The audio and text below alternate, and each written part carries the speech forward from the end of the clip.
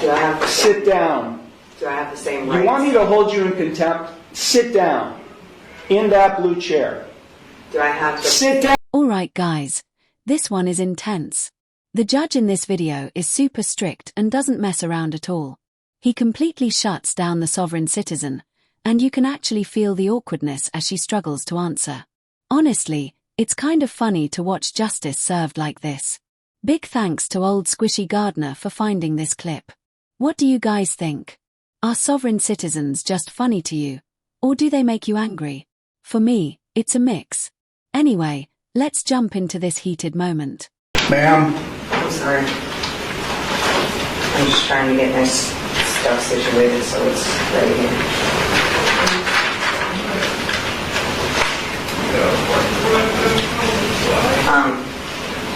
Take a seat I have a in question. this blue chair.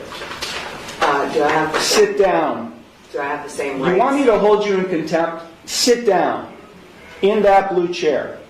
Do I have to Sit down. there? One more time. Sit down.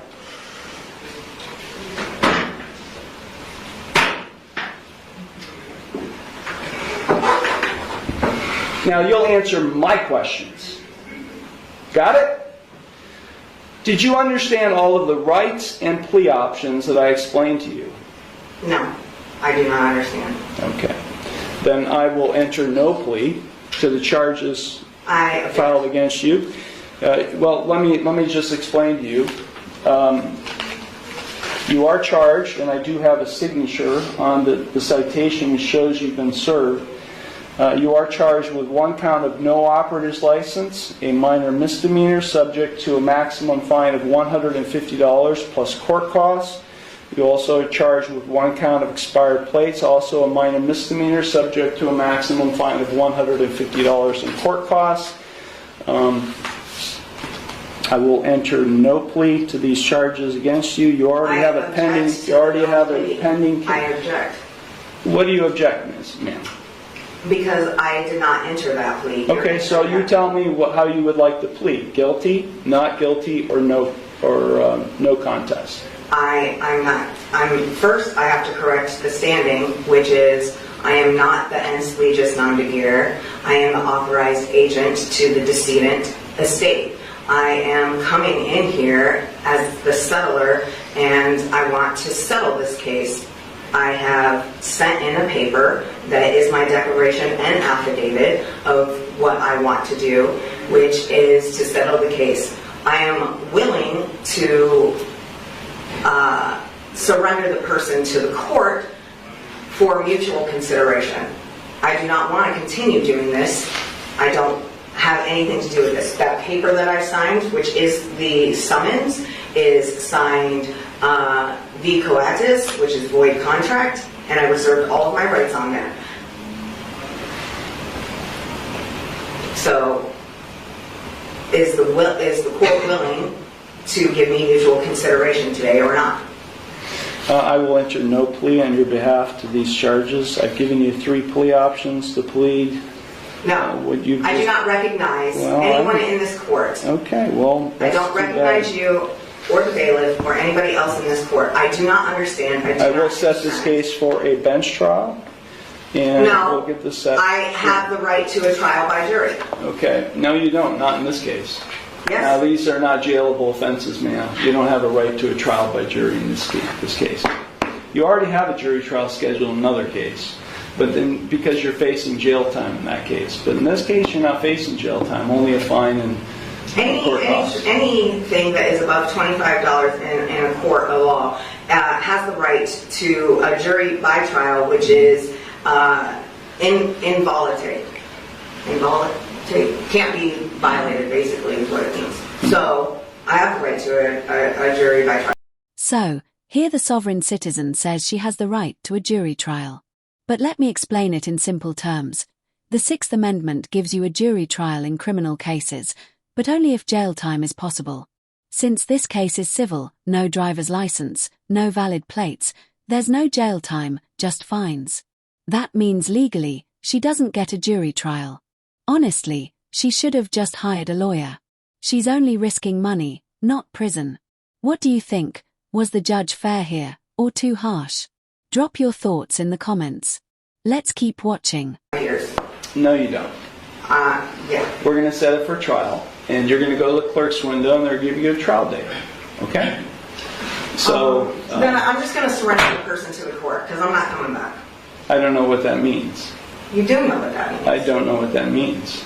I am not the enslegious nom de guerre. I told you I don't know what that decedent. means either, ma'am. I've been practicing law for 36 years, and what you've just said to me has no meaning to me whatsoever. So, Great. yeah. So Ma'am, if you don't leave the courtroom, and if you don't go to the clerk's window to get a trial date, I'll have you arrested and hold you in contempt of court. With what contract? There is no contract. I know You're looking at the contract. You're looking at the one who's going to be able to, has the authority to be able to put you in jail and I'll hold you in contempt. So let me say it one last time, because we have other cases to handle today. If you don't leave the courtroom and go to the clerk's window and get a trial date, which is what I'm scheduling in this case, I will hold you in contempt of court and I'll have you arrested. So, contempt of court for what? What contempt? For not doing what I'm telling you to do, which is to go to the clerk's window and to get a trial date. You're the trustee and I'm the beneficiary. No, there is no trust relationship here. No, there isn't. I've drafted many trusts, and there is no trust relationship between the judge and you, the defendant. Yeah, because you are not the beneficiary, and nor am I the trustee. Yes. Yeah, that's just not how it works, man. It Not is. how it works. You either go to the clerk's window now and get a trial date, or I'll have you taken into custody now. You got it?